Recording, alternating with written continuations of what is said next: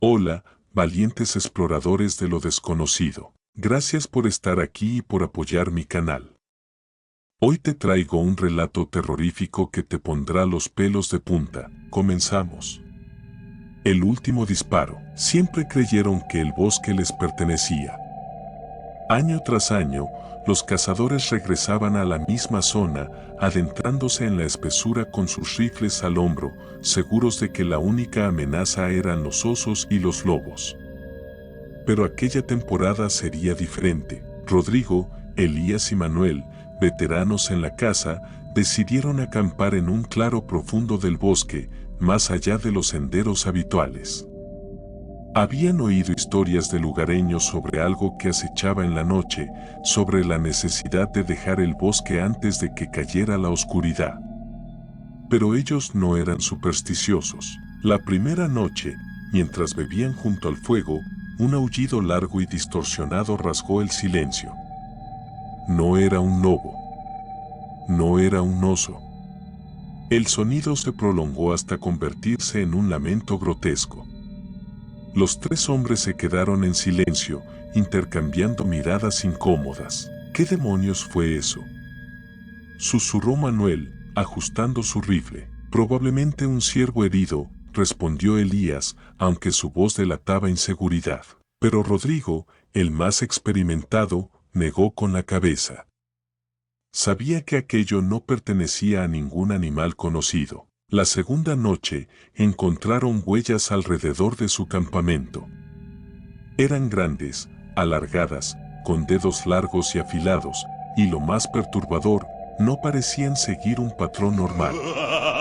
Como si algo hubiera estado caminando en círculos o acechándolos. Aún así, se quedaron. La cacería había sido buena y no pensaban marcharse sin más. Pero la tercera noche fue su perdición. Un crujido entre los árboles. Un gruñido bajo y gutural. Algo se movía entre la maleza, algo rápido, que los rodeaba sin ser visto. Manuel fue el primero en desaparecer. Un grito corto y seco. Cuando Rodrigo y Elías giraron hacia él, su rifle yacía en el suelo, pero él ya no estaba. Manuel, susurró Elías con la voz temblorosa. Ninguna respuesta. Rodrigo apuntó su linterna al bosque. Algo reflejó la luz, dos ojos enormes, inhumanos, brillando en la oscuridad. Elías levantó su rifle y disparó. El fogonazo iluminó la noche por un segundo, y en ese breve instante, vieron lo que los acechaba. Una criatura alta, delgada, de piel negra y huesuda, con extremidades desproporcionadas y una boca que se alargaba hasta la mandíbula. Sus dientes, afilados como agujas, goteaban un líquido oscuro, pero lo peor fue que tenía la cara de Manuel. Rodrigo corrió. No miró atrás. Ni siquiera cuando escuchó el grito agónico de Elías. Siguió corriendo hasta que llegó a su camioneta y arrancó, alejándose del bosque a toda velocidad. Los cuerpos de sus amigos nunca fueron encontrados, solo sus rifles. Y una serie de huellas extrañas que terminaban justo en la orilla del bosque, como si algo los hubiera arrastrado a la oscuridad. Desde entonces, Rodrigo nunca volvió a cazar.